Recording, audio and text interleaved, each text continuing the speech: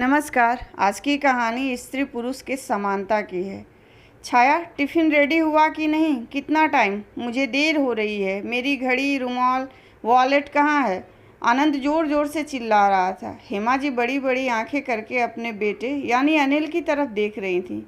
अनिल हंसकर बोला, अरे मम्मी, कम ऑन, मेरी तरफ ऐसे घूर कर मत देखो। मैं अब छोटा थोड़ी हूँ, 2 बच्चे हैं मेरे। हेमा जी गुस्से से बोली, हाँ, लेकिन तेरा बर्ताव तो बच्चों जैसा ही है।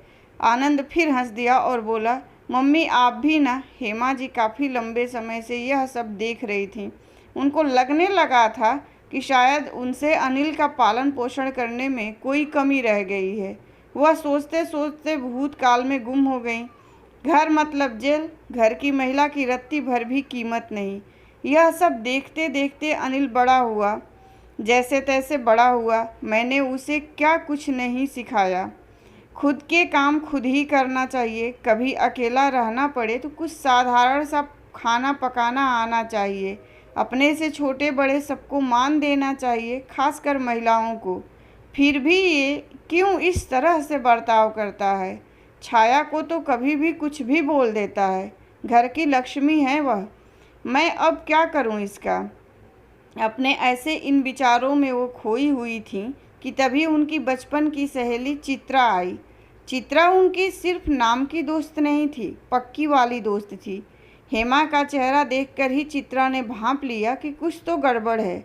चित्रा तुरंत बोली, हेमा, कल पूरा दिन तुम मेरे यहाँ आओगी, ठीक है?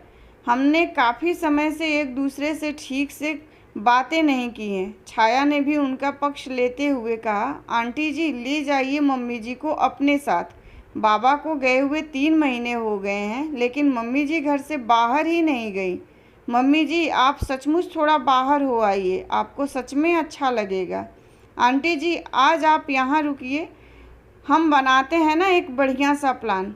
चित्रा तुरंत तैयार हो गई। शाम को बढ़िया सा पाव भाजी बनाने के बाद सारा काम खत्म करके छाया भी सबके साथ पत्ते खेलने के लिए बैठ गई। चित्रा आंटी छाया को बोली, अब तू भी कुछ शुरू कर। इतनी अच्छी खासी पढ़ी लिखी है, घर में मत पड़ी रह। घर के काम कितना भी कर लो, किसी को उसकी कीमत नहीं होती। छाया अपने आँखों के आंसू छुपाते हुए चेहरे पर झूठी मुस्कान के साथ हाँ बोली। हेमा जी ने इस बात को आगे बढ़ाते हुए कहा, चित्रा तूने मेरे मन की बात कह दी। छाया बेटा तुम सच में कुछ सोचो। तब तक आनंद ऑफिस से लौट आया। छाया तुरंत उठकर उसे पानी देने के लिए गई। सबको पाव गर्म करके देते देते उसे थोड़ी देर लग गई। चित्रा आंटी ने अनिल को हंसते हंसते कहा, छाया को तुम अब पाव गर्म करके दे दो। आंटी ने कहा था इसलिए अनिल ने पाव गर्म करके दे दिया। फिर से गपशप शुरू हुई। आज पिताजी के जाने के बाद पहली बार माँ इतनी खुश हैं, यह देखकर दिल खुश हुआ। चित्रा आंटी को जल्दी जाना था, इसलिए जल्दी जल्दी जैसे तैसे काम खत्म करके छाया बाहर आई। देर हो रही थी, लेकिन माँ को इतना ज़्यादा खुश देखकर आज मैं सबके लिए कॉफ़ी बनाऊंगा बोलकर अनिल अंदर गया। छाया उसे ही देख रही थी। थोड़ी जल्दीबाजी में काम करने की वजह से किचन में थोड़ी सी गंदगी रह गई थी। अनिल छाया पर जोर से चिल्लाया, क्या है ये? एक काम ठीक से नहीं करती, पूरा दिन तो घर में ही रहती है, फिर भी यह हाल है। उसने सबके सामने ऐसा बोला था, इसलिए छाया रोते रोते अंदर गई। हेमा जी को उस पर काफ़ी गुस्सा आया। बस कर अब उस पर हुक्म चलाना। क्या मैंने तुझे यह सब सिखाया है? क्या फ़र्क है तुझ में और तेरे बाप में? उसको बोलने से पहले वह जो काम हर रोज़ करती है ना, वह मुझे तू करके दिखा। उतने ही उत्साह से जितना वह करती है, उतना ही अच्छे से जितना वह करती है, और बिना यह कहे कि मैं थक गया हूँ या मुझे कंटाला आ रहा है। जो मैंने सहा है वह मेरी बहू को ना सहना पड़े, इसलिए मैंने तुझे काफ़ी कुछ सिखाया, लेकिन तू अपने खानदान की परंपरा ही आगे बढ़ा रहा है। ममता के इस सफ़र में मैं कहीं पर कम पड़ गई चित्रा। आप कुछ बातें सिखाओ, उससे कोई फ़र्क नहीं पड़ता। बुजुर्गों के व्यवहार से जो बच्चे सीखते हैं उसी का अनुसरण करते हैं। इस बात का जीता जागता उदाहरण है मेरा बेटा अनिल। इसका अनुकरण इसके बच्चे करेंगे, यही डर है मुझे अब। लेकिन अपनी ममता की राह को अब बदलने वाली हूँ। सास के रूप में मेरी बहू से मुझे जो प्यार मिला है, मैं उसको संभाल कर रखने वाली हूँ। माँ का अलग सा रूप देखकर अनिल को अजीब सा लगा। बहुत दिनों बाद मन हल्का हुआ था उनका आज। सब बोलकर एकदम खाली। चित्रा आंटी ने सहारा दिया था उनका हाथ पकड़कर। हेमा जी बोली, मन पर काबू थोड़ा हल्का हुआ, थोड़ा अच्छा महसूस हो रहा है। अब बहुत देर हो गई है माँ, सो जाओ आप, अनिल बोला। सच में देर हो गई है, चित्रा आंटी ने हंस कर कहा। यह सब मुझे बहुत पहले ही कर देना चाहिए था।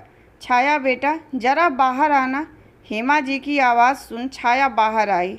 छाया, तुम शादी के बाद नौकरी करना चाहती थी ना, लेकिन पुरुष प्रधान हमारे इस घर में महिलाओं को हमेशा कम ही देखा गया। इसको मैं बदल सकूं, इसलिए मैंने अपने परवरिश के दौरान काफ़ी कोशिश की, लेकिन कहीं कमी रह गई। यह कारण खानदान का असर। लेकिन अब बहुत हुआ, मैं यह सब बदल कर रख दूंगी।